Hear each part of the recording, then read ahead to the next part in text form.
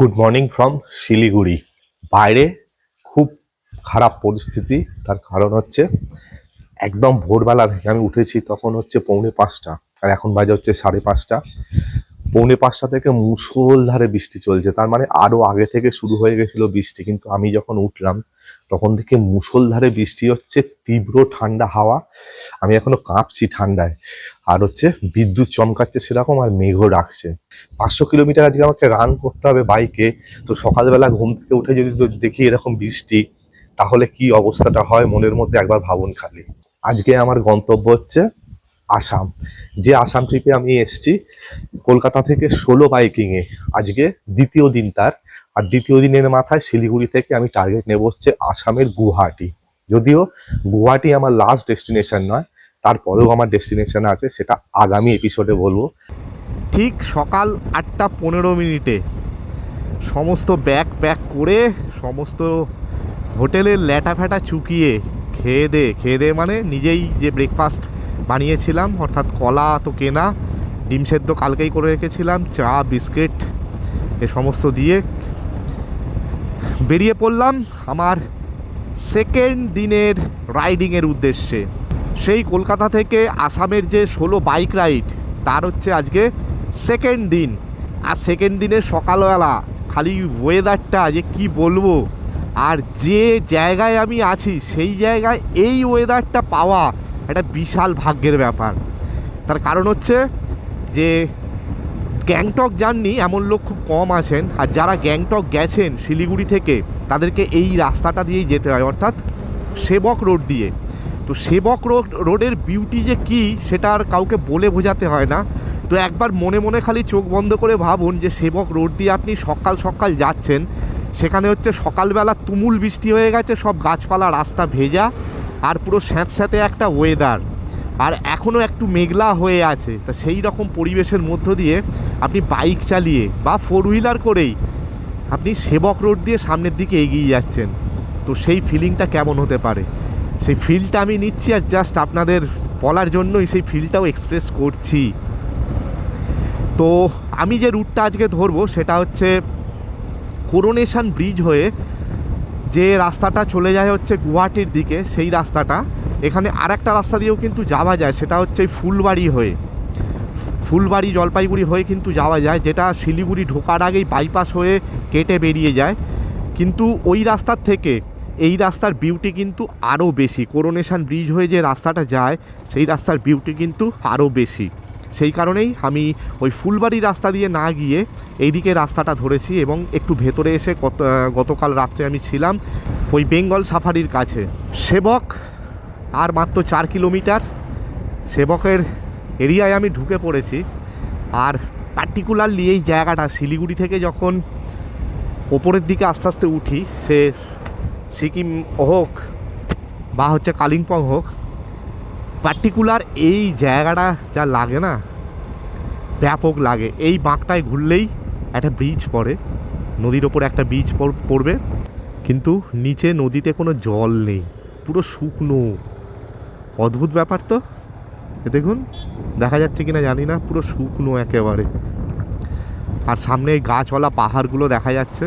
ও heavy লাগে কিন্তু দেখতে। অনেকবার এইখানটা দাঁড়াই সকালে, যদি ব্রেকফাস্ট করার ব্যাপার থাকে শিলিগুড়ি থেকে বেরিয়ে, এই জায়গাগুলোয় কিন্তু প্রচুর খাবার দাবার পাওয়া যায়, ভালো ভালো খাবার পাবেন, ভালো ভালো। আর আমি এখানে এলে প্রেফার করি সবসময় হচ্ছে আলু পরাঠা। সকালবেলা এরা ওই আলু পরোটা একটা আচার দিয়ে যা বানিয়ে দেয় না, ও মানে সেই লেভেল। আমার ভাবতে ভাবতে নিজের জিভে জল চলে আসছে। পাহাড়ি আলু পরোটা, পাহাড়ি মোমো, পাহাড়ি চাও, ইভেন চাও, আমাদের যে লোকাল চাও তার সাথে কিন্তু পাহাড়ি চাও যেটা বানিয়ে দেয়, একটা আলাদা রকম টেস্ট থাকে। এইবার হচ্ছে আসল মজাটা। তার কারণ হচ্ছে রাস্তা উঠছে। সেবক ক্রসিংটা পার করার পরই কিন্তু এইভাবে রাস্তাটা ওঠে, একবার ডান দিক একবার বাঁ দিক। এই ফিলটা কিন্তু একটা অন্য লেভেলের।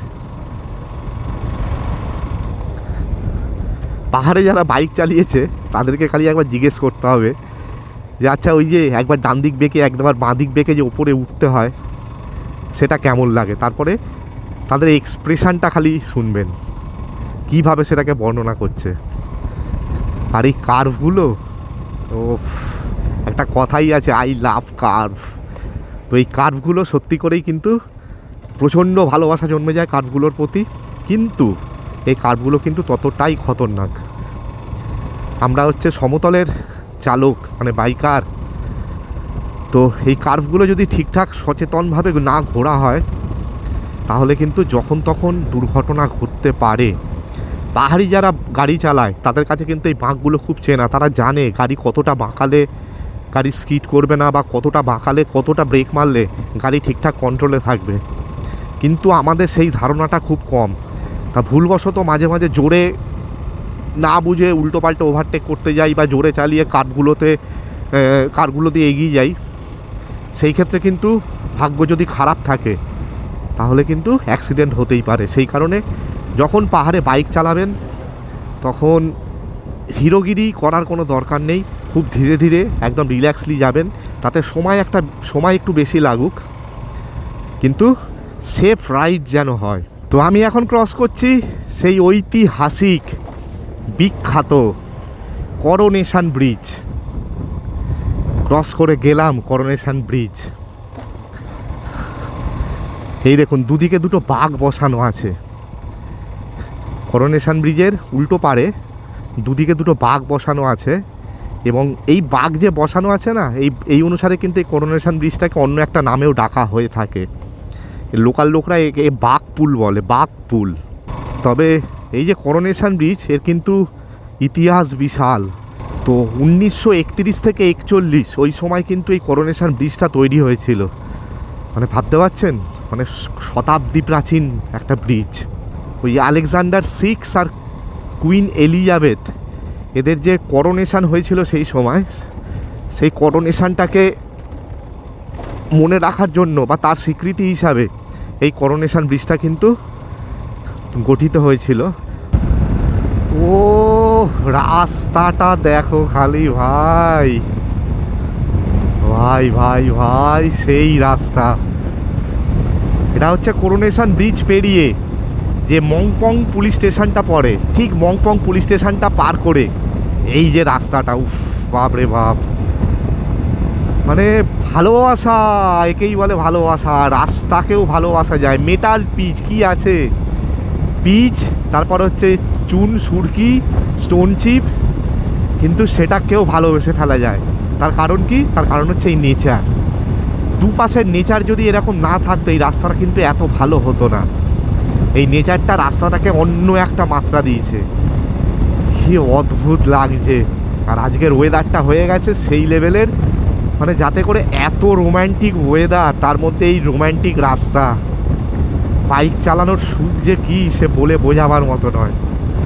গাছগুলো পুরো মহিরুও হয়ে দাঁড়িয়ে আছে, মহিরু আকাশ ছুঁয়ে ফেলেছে। নিচ থেকে যখন মাথা তুলে দেখছি মনে হচ্ছে আকাশ ছুঁয়ে ফেলেছে, এত লম্বা।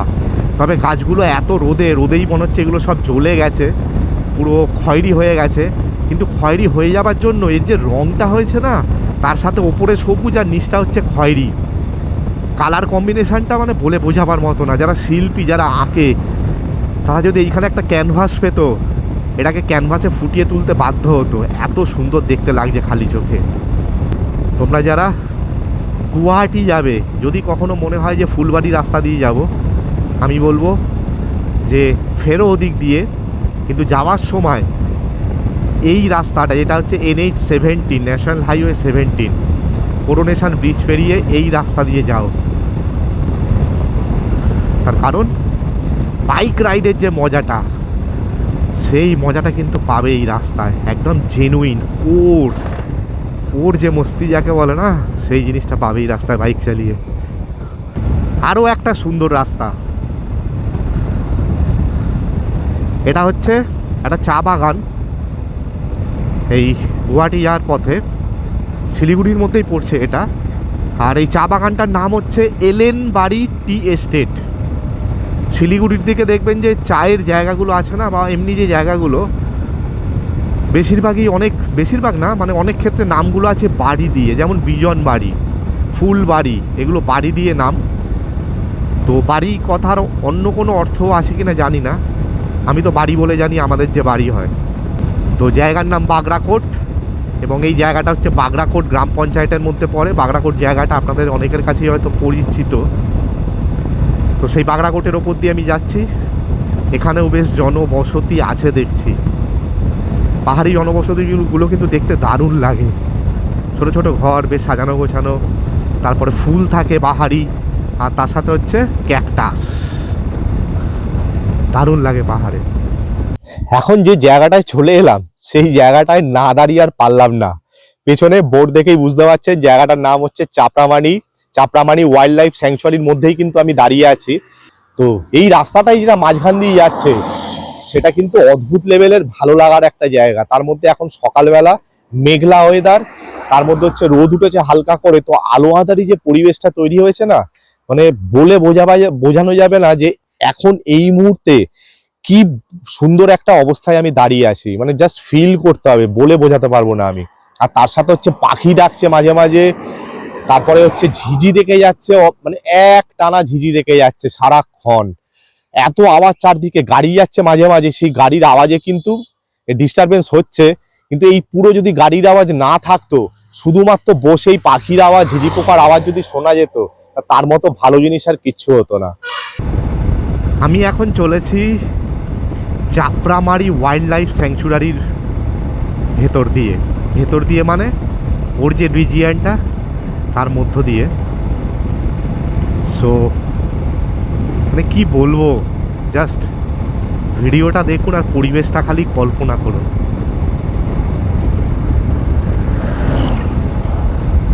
এইসব রাস্তায় কথা বলতে ইচ্ছা করে না, শুধু দেখে যেতে ইচ্ছা করে। এই দিনের বেলায় আমি হেলমেট পরে আছি, এত জোরে বাইক চালাচ্ছি, বাইকের আওয়াজ আছে এত গ করে, তারপরেও ঝিঝি পোকার ডাক না একটা কি ডাক, সবসময় ও ঝিঝি পোকারই ডাক হবে। হেলমেটের ভেতর দিয়ে কানে জোরে শুনতে পাচ্ছি এত আওয়াজের পরেও। তার মানে বুঝতে পারছেন কতটা নির্জন হতে পারে জায়গাগুলো, আর কতটা হচ্ছে একেবারে র নেচার হতে পারে। সেই কারণে নেচারের এই সাউন্ডটা শোনা যায়।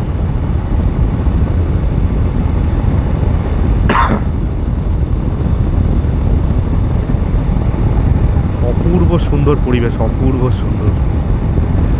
এই সময়টা হচ্ছে উপভোগ করার সময়, ফিল করার সময়।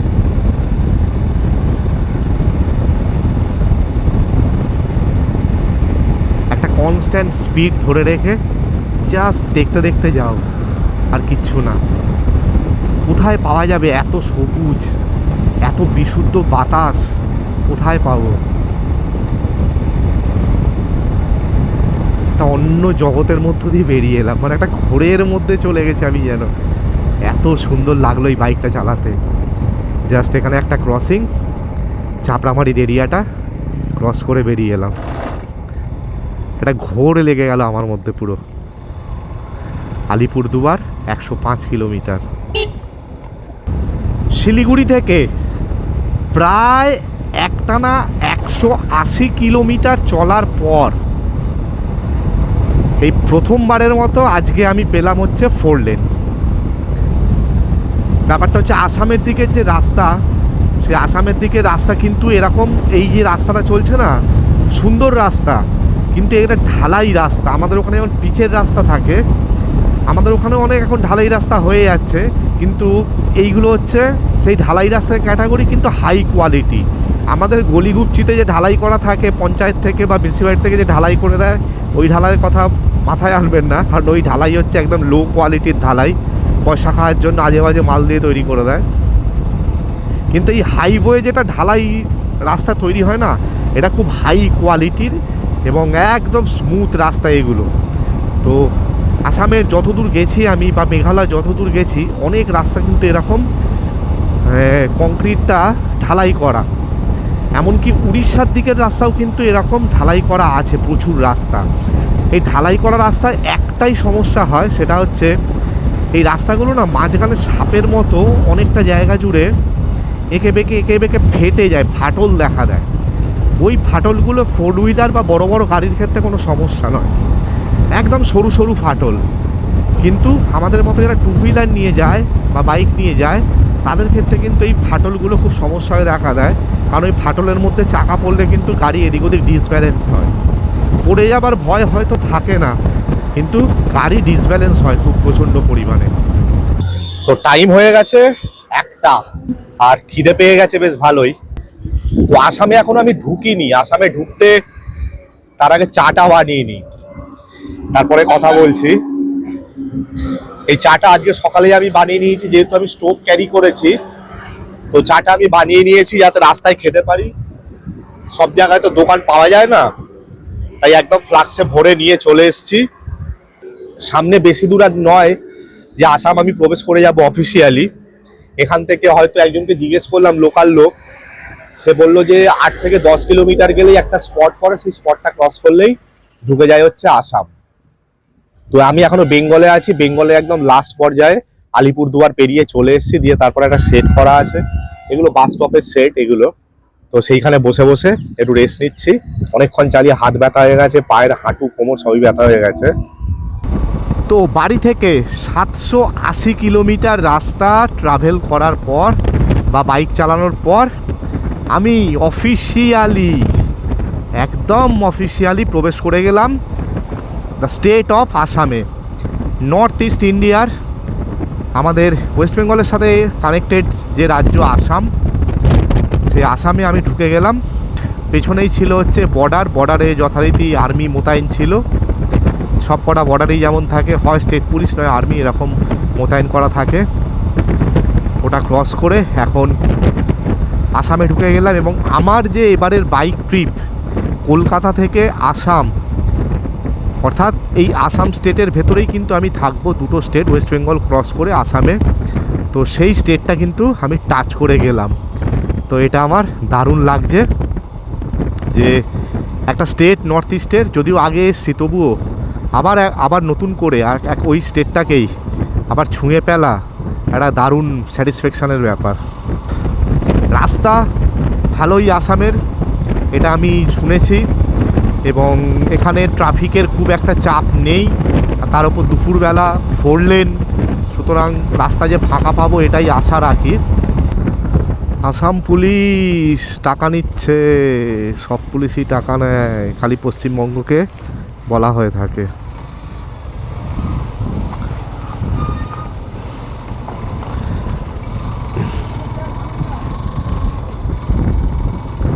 পুলিশ চেক, ওই টাকা নিচ্ছে না, টাকা নিচ্ছে না, সরি ভুল বলে ফেলেছি। ওখানে সব চেকিং চলছে, চেকিং অবশ্যই দরকার চেকিং, কারণ প্রচুর মানে উল্টোপাল্টা জিনিস পাচার হয় এই সমস্ত বর্ডার এরিয়া দিয়ে। তো চেকিং যদি ঠিকঠাক না চলে তো এরকম পাচার মালের বাজার কিন্তু ভরে যাবে যে কোনো রাজ্যেই, এবং সেটা কিন্তু অর্থনীতির পক্ষে প্রচণ্ড পরিমাণে খারাপ, এবং লোকাল মার্কেটের ক্ষেত্রেও প্রচণ্ড পরিমাণে খারাপ। আর খুব ইললিগাল জিনিস তো এইভাবে পাচার হয়েই থাকে। তো সেই কারণে এই বর্ডার এরিয়ায় চেকিংগুলো মানে ম্যান্ডেটারি একেবারে, এবং খুব ভাইটাল। তো শ্রীরামপুর চলে এসেছি, ফুলবাড়ি, গোসাইগাঁও 4 কিলোমিটার, ধুবড়ি। কোন দিকে যাব? আমার রাস্তা সোজাই বোধ হয়, গুগল ম্যাপে তো সোজা দেখাচ্ছে। এই বর্ডার এরিয়া এটা কিন্তু খুব কমন দৃশ্য, প্রচুর পরিমাণে লরি লাইন দিয়ে দাঁড়িয়ে থাকে। তারপরে খুব কনজেস্টেড, দোকানপালা সব কিছু থাকে, কিন্তু সেগুলো পার্মানেন্ট নয়, সব ওই ছিটে বেড়ার দোকান যেমন বলে সেরকম টাইপেরই হয়ে থাকে ম্যাক্সিমাম ক্ষেত্রে। একদম এস্টাবলিশড বড় বড় দোকান কিন্তু বর্ডার এরিয়ায় জেনারেলি দেখিনি।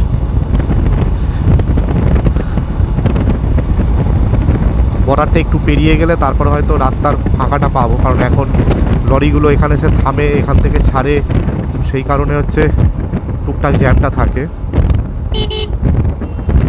দেখো দুজন মিলে আমাকে ঘিরে ফেলেছে, এই ফাঁকটা দিয়ে গলে যেতে হবে শুরু করে। চলো, বেরিয়ে গেছি, দারুণ ব্যাপার।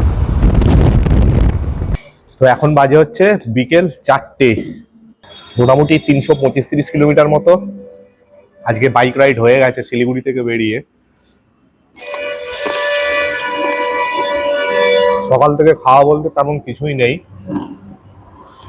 ওই ডিম, কলা, চা, ড্রাই ফ্রুট, খেজুর, এই সমস্ত কিছু দিয়ে চলছিল, তাতে আর পেট মানছে না। ভারী খাবার না হলে আমাদের বাঙালিদের চলে না। তা আবার দুপুরবেলা যদি একটু ভাত জুটে যায়। সাধারণ খাবার, আলু ভাজা আছে, ঢ্যাঁড়স ভাজা আছে, একটা মিক্স সবজি আছে, আর তার সাথে এখানে আচার দেওয়া আছে। কিন্তু টেস্ট খুব সুন্দর, মানে একেবারে হালকার ওপর খাবার যাকে বলে না, সেই পুরো হালকার ওপরে খাবার। এরপর খেয়ে দিয়ে একেবারে বাইক ধরবো। আশা করছি একটা স্টপেও চলে যাওয়া যায়, কিন্তু একটা স্টপে না গিয়ে ধীরে সুস্থে দুটো স্টপে চলে যাব হচ্ছে গুয়াহাটি। আর ঠিক এই মুহূর্তে আমি প্রবেশ করতে চলেছি গুয়াহাটিতে, কিন্তু তার আগে এই ব্রিজটা, এবং এই ব্রিজটাই কিন্তু গুয়াহাটি প্রবেশের দ্বার বলতে পারেন। তার কারণ হচ্ছে এখন যে ব্রিজটার ওপর দিয়ে যাচ্ছি, আর এই ব্রিজের তলা দিয়ে যে নদী বয়ে যাচ্ছে, নদী না ঠিক নদ বলা চলে, তার কারণ হচ্ছে এটাকে আমরা নদ বলেই পরিচিত। আসামের প্রধান নদ ব্রহ্মপুত্র, তার ওপর দিয়ে যে ব্রিজ, সেই ব্রিজের ওপর দিয়ে আমি এখন যাচ্ছি এবং গুয়াহাটির উদ্দেশ্যে। আর বেশি দূর নেই, আর 12 থেকে 13 কিলোমিটারের মধ্যেই গুয়াহাটি আমি ঢুকে যাব। ব্রিজটা ক্রস করলেই অ্যাকচুয়ালি গুয়াহাটির এলাকা পড়ে যাচ্ছে। একটা বড় শহর, তার আলো দেখেই বোঝা যায়। বড় শহর মানেই আলোর রোশনাই, আর গাড়িতে গাড়িতে ছয় লাভ, চতুর্দিকে গাড়ি গাড়ি আর গাড়ি।